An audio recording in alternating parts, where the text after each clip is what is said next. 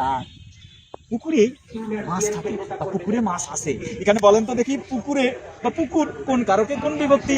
আরে বাংলা স্যার, এইটা বোঝেন না? পুকুর একটা স্থান কিনা বলেন তো? ঠিক। যদি স্থান হয় তাহলে কোন কারক হয় বলেন তো? অধিকরণ। অধিকরণ কারক, তাহলে পুকুর অধিকরণ কারক হবে। পানির মতো পানির সোজা। মতো সোজা। আচ্ছা স্যার, হ্যাঁ? অধিকরণ কারক তো অনেক একটা প্রকারভেদ আছে, হ্যাঁ, হ্যাঁ। তাহলে এটা কোন অধিকরণ হবে? অধিকরণ কারক, এটা স্থান কিনা? স্থান। তাহলে এটা স্থানাধিকরণ। স্থানাধিকরণ।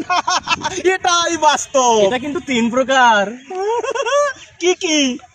ঐকদেশিক, অভিব্যাপক, আর একটা বৈষয়িক। বৈষয়িক। তাহলে ব্যাপারটা ক্লিয়ার কিনা?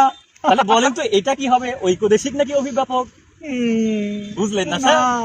এবার শোনেন, যদি কোনো সাবজেক্ট বা বিষয় বোঝায় তাহলে এটা বৈষয়িক।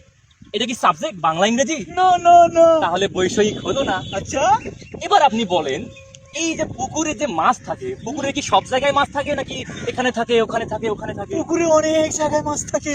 সব জায়গায় তো একেবারে থাকে না স্যার। না। তাহলে যদি সব জায়গায় থাকে বা একটা স্থানের সম্পূর্ণ স্থান জুড়ে থাকে তাহলে এটাকে বলা হয় অভিব্যাপক। আচ্ছা। আর যদি পুরো জায়গার অল্প একটু ফাঁক ফাঁক করে থাকে তাকে বলা হয় ঐকদেশিক।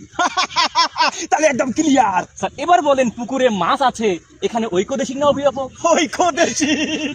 আকাশে চাঁদ আছে, ঐকদেশিক না অভিব্যাপক? ঐকদেশিক। বনে বাঘ আছে। ঐকদেশিক রে।